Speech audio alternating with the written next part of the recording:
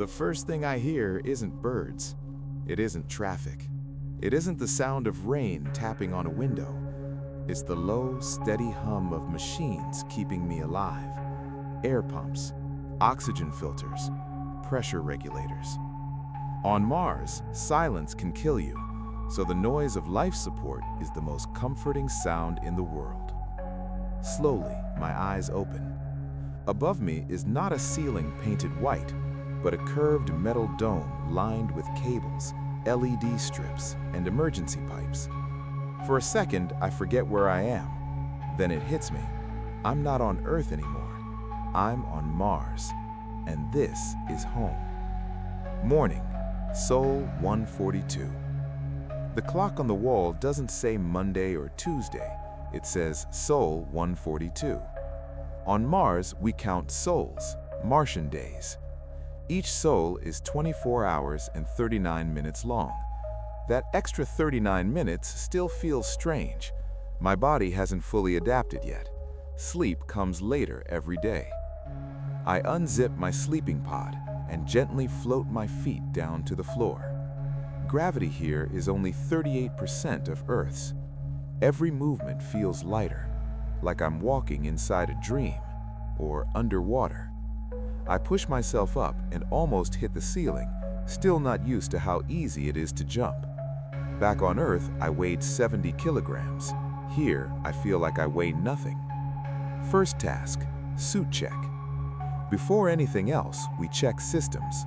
On Mars, survival is routine. There's no lazy morning. I slide into my undersuit and walk to the airlock station. Helmet, oxygen level, battery pack, pressure seals, temperature control, all green. Outside temperature right now, minus 60 degrees Celsius. One mistake, one crack in the suit, and that's it. No hospitals, no ambulances, just the endless red desert. Breakfast. Food is different here.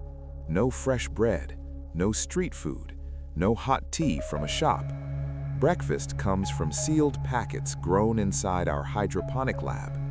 Today's menu: protein algae paste, dehydrated eggs, lab-grown lettuce. It tastes plain, but after months here, you stop caring about flavor.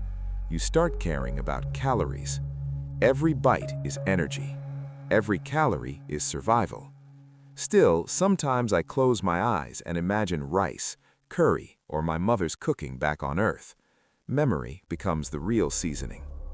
Stepping outside. After breakfast, it's time for external maintenance. I cycle through the airlock. The inner door shuts. Pressure drops. The outer door opens. And there it is. Mars. Endless, silent, red. The sky isn't blue like Earth. It's a dusty orange, like a permanent sunset. The ground looks like rusted metal stretched to the horizon. Rocks, craters, hills, nothing alive anywhere. No trees, no birds, no rivers, just wind carving patterns into the sand.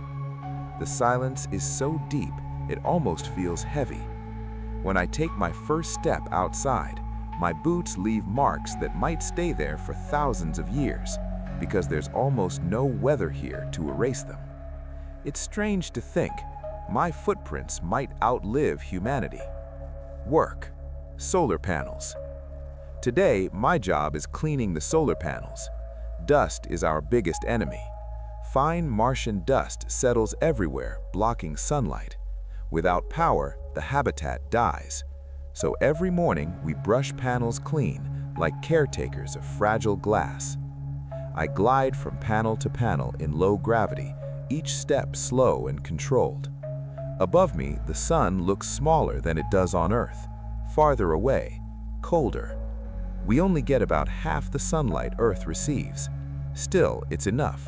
Enough to power heaters, enough to grow food, enough to survive one more day. Sometimes I stop and look up at the sky and try to find Earth, just a tiny blue star among millions.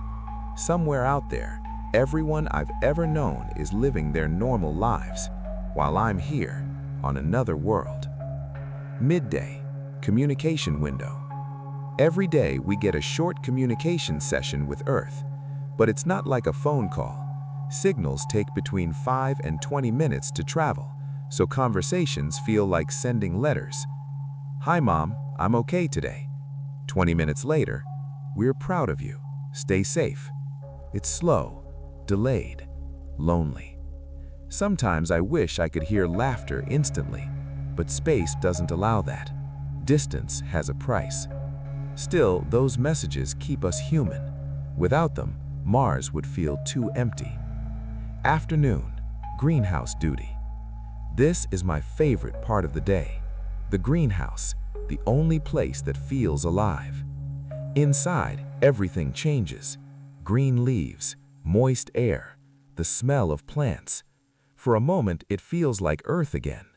We grow potatoes, spinach, tomatoes, beans. Real food, real life. Tiny patches of green against a dead planet. I water the plants carefully, check nutrient levels, adjust light panels. Every plant feels precious, because it is. These aren't just crops, they're proof. Proof that life can exist here. Proof that humans can adapt anywhere. Sometimes I touch a leaf just to remind myself something alive is growing with me. Evening, the view.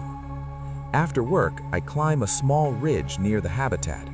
Low gravity makes the climb easy. From the top, I can see everything.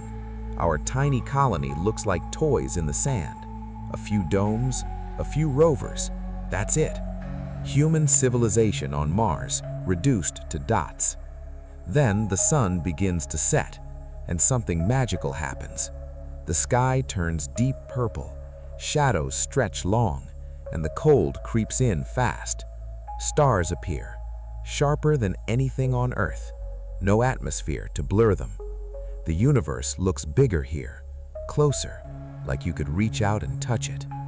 And then I see it. A small, bright star. Earth. Home.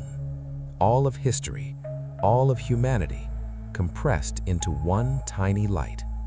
It makes me feel small, but also proud, because somehow we made it here. Night. Reflection. Back inside, the machines hum again. Air circulates. Filters breathe. Life continues. I crawl back into my sleeping pod, body tired, mind full. Today, I walked on another planet, cleaned solar panels on alien soil, grew food where nothing should grow, watched Earth rise in the sky. If someone told me this story years ago, I wouldn't believe it. But this is real. This is 2026, and this is just the beginning. Because someday, cities will stand here, children will play here, people will call Mars home, and maybe they won't even think it's strange.